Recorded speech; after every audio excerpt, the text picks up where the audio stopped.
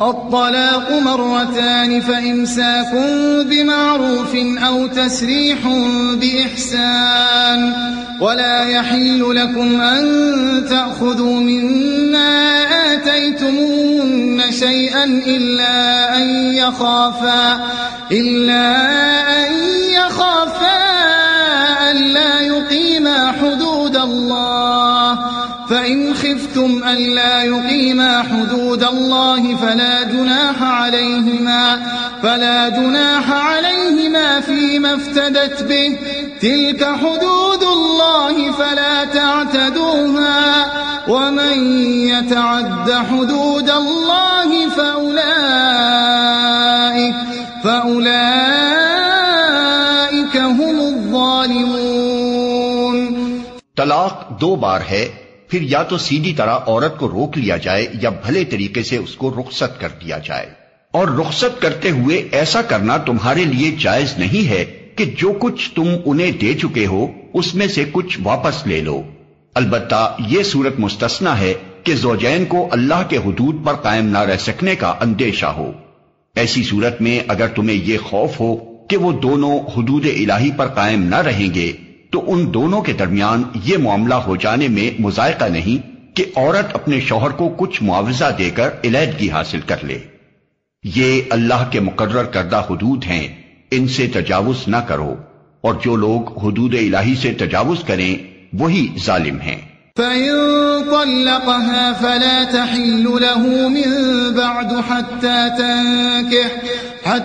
تَنكِحَ زَوْجًا غَيْرَهُ فَإِن طَلَّقَهَا فَلَا جُنَاحَ عَلَيْهِمَا أَن يَتَرَاجَعَا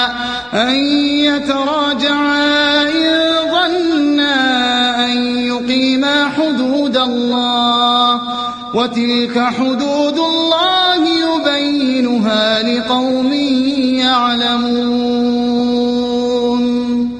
پھر اگر 2 بار طلاق دینے کے بعد شوہر نے عورت کو تیسری بار طلاق دے دی تو وہ عورت پھر اس کے لیے حلال نہ ہوگی، الا یہ کہ اس کا نکاح کسی دوسرے شخص سے ہو اور وہ اسے طلاق دے دے۔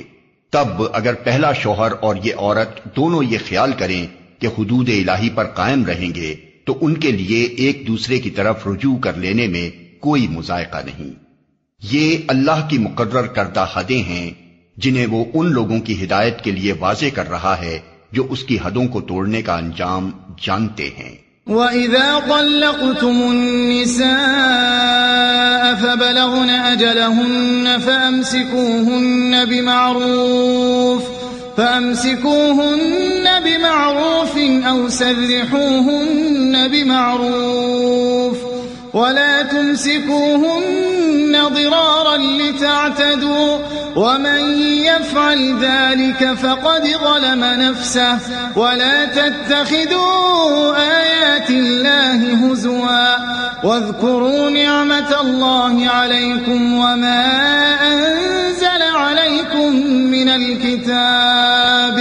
من الكتاب والحكمة يعظكم به واتقوا الله واعلموا أن الله بكل شيء عليم۔ اور جب تم عورتوں کو طلاق دے دو اور ان کی عدت پوری ہونے کو آ جائے تو یا بھلے طریقے سے انہیں روک لو یا بھلے طریقے سے رخصت کر دو، محض ستانے کی خاطر انہیں نہ روکے رکھنا کہ یہ زیادتی ہوگی، اور جو ایسا کرے گا وہ در حقیقت آپ اپنے ہی اوپر ظلم کرے گا۔ اللہ کی آیات کا کھیل نہ بناؤ، بھول نہ جاؤ کہ اللہ نے کس نعمت عظمیٰ سے تمہیں سرفراز کیا ہے۔ وہ تمہیں نصیحت کرتا ہے کہ جو کتاب اور حکمت اس نے تم پر نازل کی ہے اس کا احترام ملحوظ رکھو۔ اللہ سے ڈرو اور خوب جان لو کہ اللہ کو ہر بات کی خبر۔ وَإِذَا طَلَّقْتُمُ النِّسَاءَ فَبَلَغْنَ أَجَلَهُنَّ فَلَا تَعْضُلُوهُنَّ أَن يَنكِحْنَ أَزْوَاجَهُنَّ إِذَا تَرَاضَوْا بَيْنَهُم بِالْمَعْرُوفِ ذَلِكَ يُوعَظُ بِهِ مَن كَانَ مِنكُمْ يُؤْمِنُ بِاللَّهِ وَالْيَوْمِ الْآخِرِ ذَلِكُمْ أَزْكَى لَكُمْ وَأَطْهَرُ وَاللَّهُ يَعْلَمُ وَأَنتُمْ جب تم اپنی عورتوں کو طلاق دے چکو اور وہ اپنی عدت پوری کر لیں تو پھر اس میں مانے نہ ہو کہ وہ اپنے زیر تجویز شوہروں سے نکاح کر لیں جبکہ وہ معروف طریقے سے باہم مناکحت پر راضی ہوں۔ تمہیں نصیحت کی جاتی ہے کہ ایسی حرکت ہرگز نہ کرنا اگر تم اللہ اور روز آخر پر ایمان لانے والے ہو۔ تمہارے لیے شائستہ اور پاکیزہ طریقہ یہی ہے کہ اس سے باز رہو، اللہ جانتا ہے تم نہیں جانتے۔ والوالدات يرضعن أولادهن حولين كاملين لمن أراد أن يتم الرضاعة وعلى المولود له رزقهن وكسوتهن بالمعروف لا تكلف نفس إلا وسعها لا تضار والدة بولدها ولا مولود له بولده وعلى الوارث مثل ذلك فإن أرادا فصالا عن تراض منهما وتشاور فلا جناح عليهما وإن أردتم أن تسترضعوا أولادكم فلا جناح عليكم إذا سلمتم ما آتيتم بالمعروف واتقوا الله واعلموا أن الله بما تعملون بصير۔ جو باپ چاہتے ہوں کہ ان کی اولاد پوری مدت رضاعت تک دودھ پیے تو مائیں اپنے بچوں کو کامل 2 سال دودھ پلائیں۔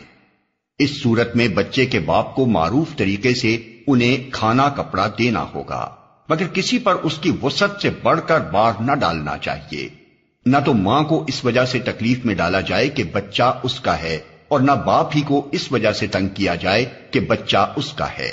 دودھ پلانے والی کا یہ حق جیسا بچے کے باپ پر ہے ویسا ہی اس کے وارث پر بھی ہے۔ لیکن اگر فریقین باہمی رضامندی اور مشورے سے دودھ چھڑانا چاہیں تو ایسا کرنے میں کوئی مذائقہ نہیں، اور اگر تمہارا خیال اپنی اولاد کو کسی غیر عورت سے دودھ پلوانے کا ہو تو اس میں بھی کوئی حرج نہیں، بشرطے کہ اس کا جو کچھ معاوضہ طے کرو وہ معروف طریقے پر ادا کر دو۔ اللہ سے ڈرو اور جان رکھو کہ جو کچھ تم کرتے ہو سب اللہ کی نظر میں ہے۔ والذين يتوفون منكم ويذرون أزواجا يتربصن بأنفسهن 4 أشهر و10 فإذا بلغن أجلهن فلا جناح عليكم فيما فعلن في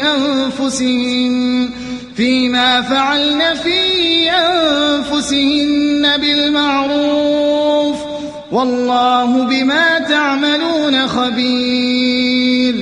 تم میں سے جو لوگ مر جائیں ان کے پیچھے اگر ان کی بیویاں زندہ ہوں تو وہ اپنے آپ کو 4 مہینے 10 دن روکے رکھیں، پھر جب ان کی عدت پوری ہو جائے تو انہیں اختیار ہے اپنی ذات کے معاملے میں معروف طریقے سے جو چاہیں کریں، تم پر اس کی کوئی ذمہ داری نہیں ہے، اللہ تم سب کے اعمال سے باخبر ہے۔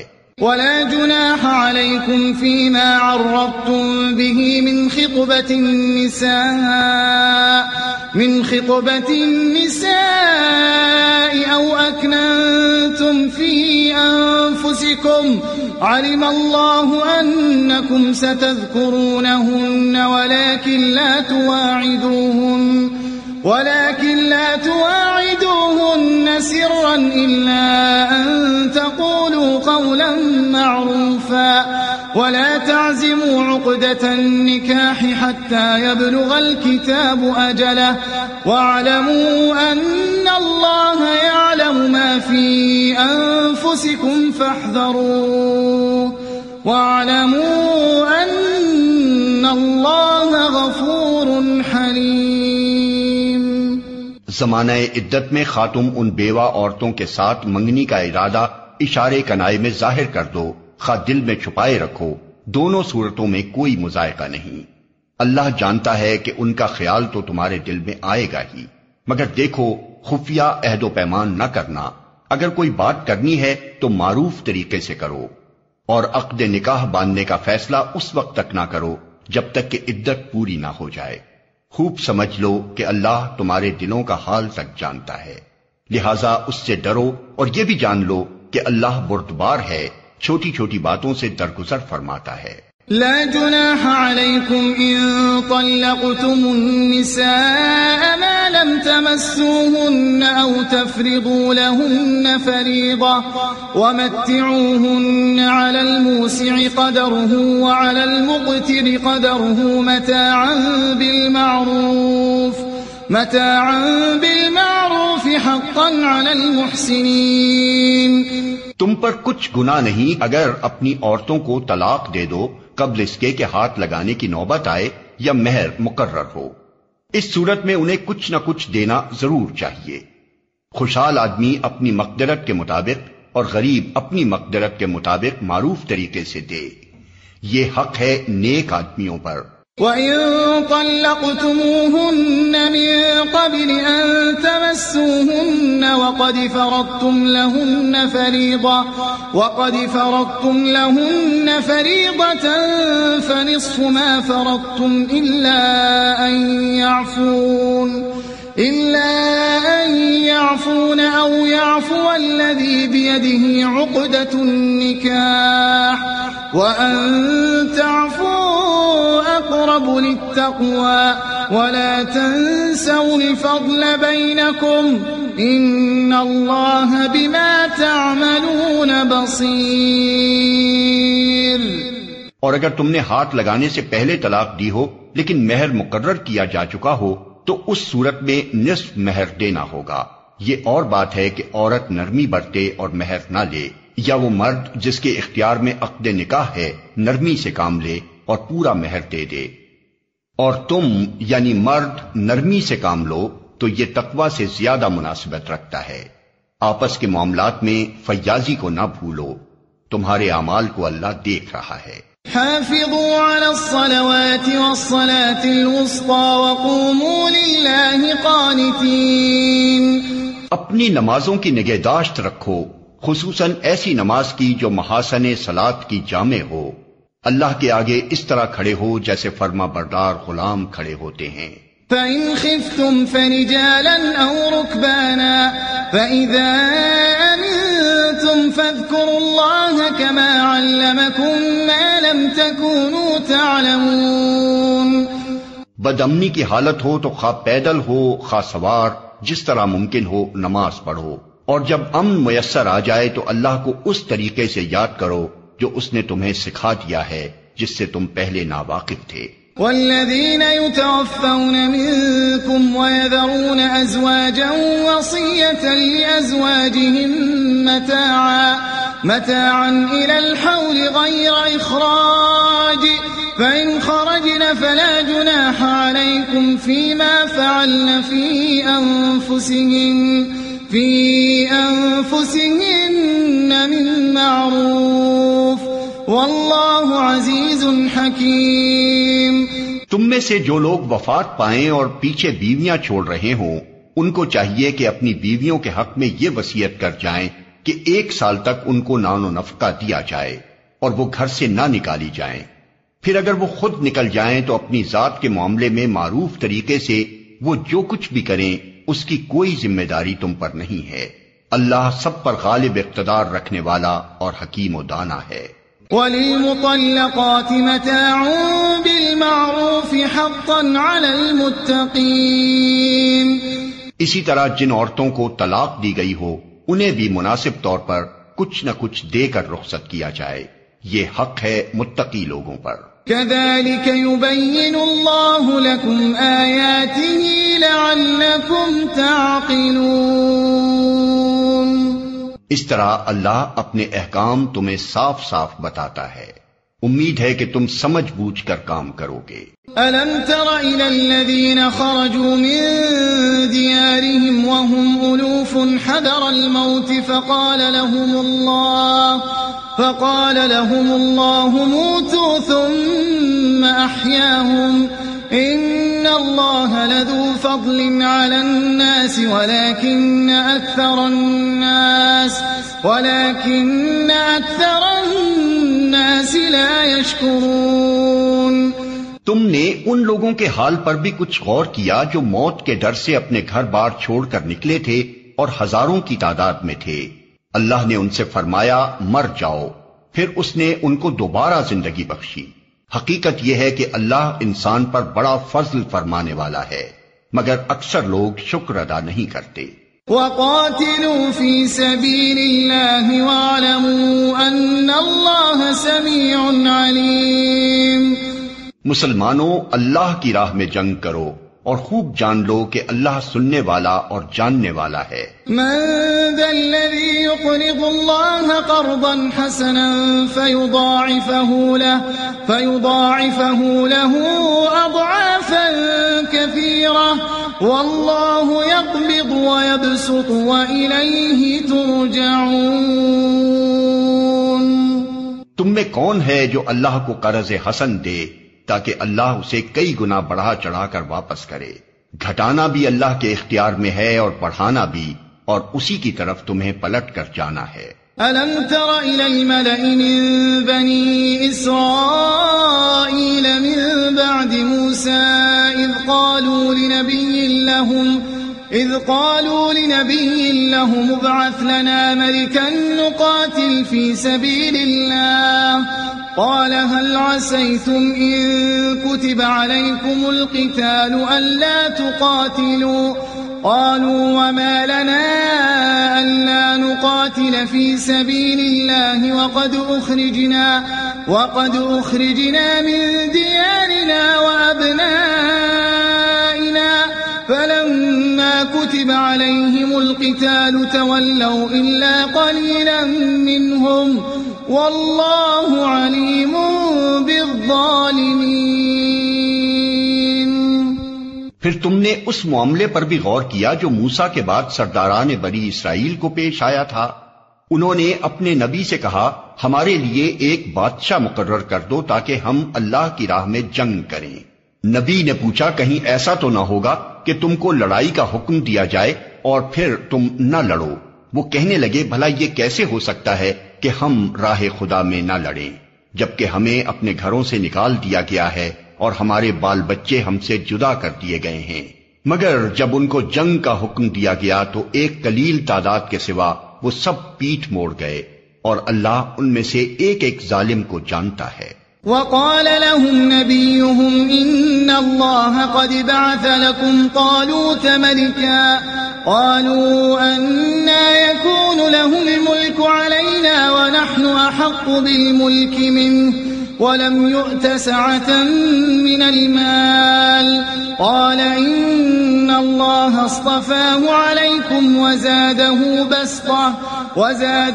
بسطة في العلم والجسم والله يؤتي ملكه من يشاء والله واسع عليم۔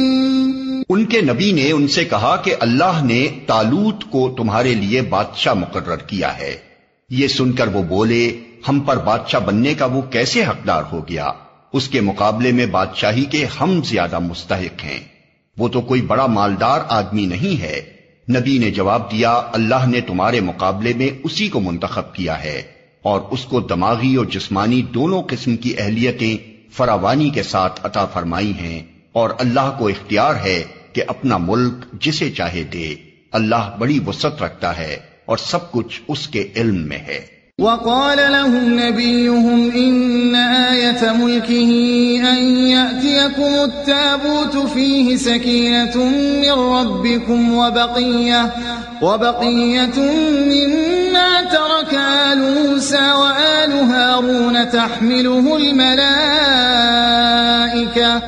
إن في ذلك لآية لكم إن كنتم مؤمنين۔ اس کے ساتھ ان کے نبی نے ان کو یہ بھی بتایا کہ خدا کی طرف سے اس کے بادشاہ مقرر ہونے کی علامت یہ ہے کہ اس کے عہد میں وہ صندوق تمہیں واپس مل جائے گا جس میں تمہارے رب کی طرف سے تمہارے لیے سکون قلب کا سامان ہے، جس میں آل موسیٰ اور آل ہارون کے چھوڑے ہوئے تبرکات ہیں اور جس کو اس وقت فرشتے سنبھالے ہوئے ہیں۔ اگر تم مومن ہو تو یہ تمہارے لیے بہت بڑی نشانی ہے۔ فلما فصل طالوت بالجنود قال إن الله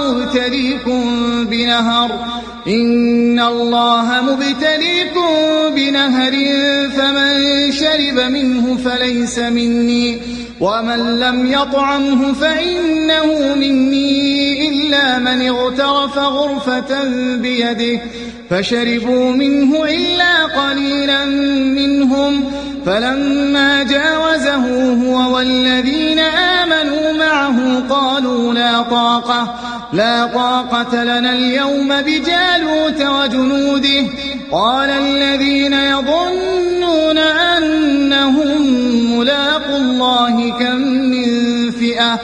كم من فئة قليلة غلبت فئة كثيرة بإذن الله واللہ مع الصابرین۔ پھر جب طالوت لشکر لے کر چلا تو اس نے کہا ایک دریا پر اللہ کی طرف سے تمہاری آزمائش ہونے والی ہے، جو اس کا پانی پیے گا وہ میرا ساتھی نہیں، میرا ساتھی صرف وہ ہے جو اس سے پیاس نہ بجھائے، ہاں ایک آدھ چلو کوئی پی لے تو پی لے، مگر ایک گروہ قلیل کے سوا وہ سب اس دریا سے سیراب ہوئے۔ پھر جب طالوت اور اس کے ساتھی مسلمان دریا پار کر کے آگے بڑھے تو انہوں نے طالوت سے کہہ دیا کہ آج ہم میں جالوت اور اس کے لشکروں کا مقابلہ کرنے کی طاقت نہیں ہے، لیکن جو لوگ یہ سمجھتے تھے کہ انہیں ایک دن اللہ سے ملنا ہے، انہوں نے کہا بارہا ایسا ہوا ہے کہ ایک قلیل گروہ اللہ کے اذن سے ایک بڑے گروہ پر غالب آ گیا ہے، اللہ صبر کرنے والوں کا ساتھی ہے۔ ولما برزوا لجالوت وجنوده قالوا ربنا افرغ علينا صبرا وثبت اقدامنا وانصرنا على القوم الكافرين۔ اور جب وہ جالوت اور اس کے لشکروں کے مقابلے پر نکلے تو انہوں نے دعا کی اے ہمارے رب ہم پر صبر کا فیضان کر، ہمارے قدم جما دے اور اس کافر گروہ پر ہمیں فتح نصیب کر۔ فَهَزَمُوهُمْ بِإِذْنِ اللَّهِ وَقَتَلَ دَاوُودُ جَالُوتَ وَآتَاهُ اللَّهُ الْمُلْكَ وَالْحِكْمَةَ وَعَلَّمَهُ مِمَّا يَشَاءُ وَلَوْلَا دَفْعُ اللَّهِ النَّاسَ بَعْضَهُم بِبَعْضٍ لَفَسَدَتِ الْأَرْضُ وَلَكِنَّ اللَّهَ ذُو فَضْلٍ عَلَى الْعَالَمِينَ۔ آخر کار اللہ کے اذن سے انہوں نے کافروں کو مار بھگایا اور داؤد نے جالوت کو قتل کر دیا، اور اللہ نے اسے سلطنت اور حکمت سے نوازا اور جن جن چیزوں کا چاہا اس کو علم دیا۔ اگر اس طرح اللہ انسانوں کے ایک گروہ کو دوسرے گروہ کے ذریعے سے ہٹاتا نہ رہتا تو زمین کا نظام بگڑ جاتا، لیکن دنیا کے لوگوں پر اللہ کا بڑا فضل ہے کہ وہ اس طرح دفع فساد کا انتظام کرتا رہتا ہے۔ تلك آیات اللہ نتلوها علیک بالحق وإنک لمن المرسلین۔ یہ اللہ کی آیات ہیں جو ہم ٹھیک ٹھیک تم کو سنا رہے ہیں، اور تم یقیناً ان لوگوں میں سے ہو جو رسول بنا کر بھیجے گئے ہیں۔ تلك الرسل فضلنا بعضهم على بعض منهم من كلم الله ورفع بعضهم درجات وآتينا عيسى ابن مريم البينات وأيدناه بروح القدس ولو شاء الله ما اقتتل الذين من بعد ما جاءتهم البينات ولكن اختلفوا فمنهم من آمن ومنهم من كفر ولو شاء الله ما اقتتلوا ولكن الله يفعل ما يريد۔ یہ رسول جو ہماری طرف سے انسانوں کی ہدایت پر مامور ہوئے، ہم نے ان کو ایک دوسرے سے بڑھ چڑھ کر مرتبے عطا کیے۔ ان میں کوئی ایسا تھا جس سے خدا خود ہم کلام ہوا، کسی کو اس نے دوسری حیثیتوں سے بلند درجے دیے، اور آخر میں عیسیٰ ابن مریم کو روشن نشانیاں عطا کی اور روح پاک سے اس کی مدد کی۔ اگر اللہ چاہتا تو ممکن نہ تھا کہ ان رسولوں کے بعد جو لوگ روشن نشانیاں دیکھ چکے تھے وہ آپس میں لڑتے، مگر اللہ کی مشیت یہ نہ تھی کہ وہ لوگوں کو جبراً اختلاف سے روکے، اس وجہ سے انہوں نے باہم اختلاف کیا، پھر کوئی ایمان لایا اور کسی نے کفر کی راہ اختیار کی۔ ہاں اللہ چاہتا تو وہ ہرگز نہ لڑتے، مگر اللہ جو چاہتا ہے کرتا ہے۔ يا أيها الذين آمنوا أنفقوا مما رزقناكم من قبل أن يأتي يوم لا بيع فيه ولا خلة ولا شفاعة والكافرون هم الظالمون۔ اے لوگو جو ایمان لائے ہو، جو کچھ مال متاع ہم نے تم کو بخشا ہے اس میں سے خرچ کرو، قبل اس کے کہ وہ دن آئے جس میں نہ خرید و فروخت ہوگی، نہ دوستی کام آئے گی اور نہ سفارش چلے گی، اور ظالم اصل میں وہی ہیں جو کفر کی روش اختیار کرتے ہیں۔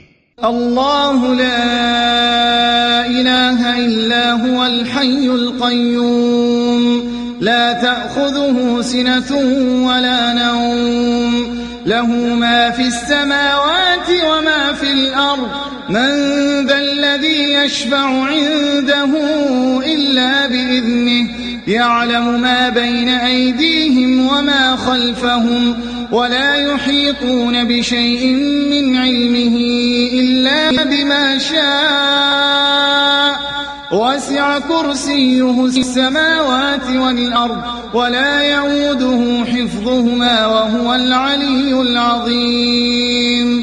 اللہ وہ زندہ جاوید ہستی جو تمام کائنات کو سنبھالے ہوئے ہے، اس کے سوا کوئی خدا نہیں ہے، وہ نہ سوتا ہے اور نہ اسے اونگ لگتی ہے، زمین اور آسمانوں میں جو کچھ ہے اسی کا ہے، کون ہے جو اس کی جناب میں اس کی اجازت کے بغیر سفارش کر سکے؟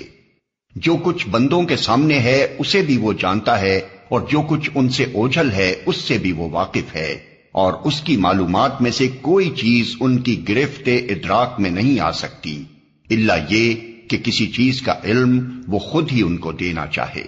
اس کی حکومت آسمانوں اور زمین پر چھائی ہوئی ہے، اور ان کی نگہبانی اس کے لیے کوئی تھکا دینے والا کام نہیں ہے، بس وہی ایک بزرگ و برتر ذات ہے۔ لا اکراہ فی الدین قد تبین الرشد من الغی فمن یکفر بالطاغوت ویؤمن باللہ فقد استمسک بالعروة الوثقى لا انفصام لها واللہ سمیع علیم۔ دین کے معاملے میں کوئی زور زبردستی نہیں ہے، صحیح بات غلط خیالات سے الگ چھانٹ کر رکھ دی گئی ہے۔ اب جو کوئی طاغوت کا انکار کر کے اللہ پر ایمان لے آیا، اس نے ایک ایسا مضبوط سہارا تھام لیا جو کبھی ٹوٹنے والا نہیں، اور اللہ جس کا سہارا اس نے لیا ہے سب کچھ سننے اور جاننے والا ہے۔ اللہ ولی الذین آمنوا یخرجهم من الظلمات الى النور والذین کفروا اولیاؤهم الطاغوت یخرجونهم من النور الى الظلمات اولئک اصحاب النار هم فیها خالدون۔ جو لوگ ایمان لاتے ہیں ان کا حامی و مددگار اللہ ہے، اور وہ ان کو تاریکیوں سے روشنی میں نکال لاتا ہے، اور جو لوگ کفر کی راہ اختیار کرتے ہیں ان کے حامی و مددگار طاغوت ہیں، اور وہ انہیں روشنی سے تاریکیوں کی طرف کھینچ لے جاتے ہیں۔ یہ آگ میں جانے والے لوگ ہیں جہاں یہ ہمیشہ رہیں گے۔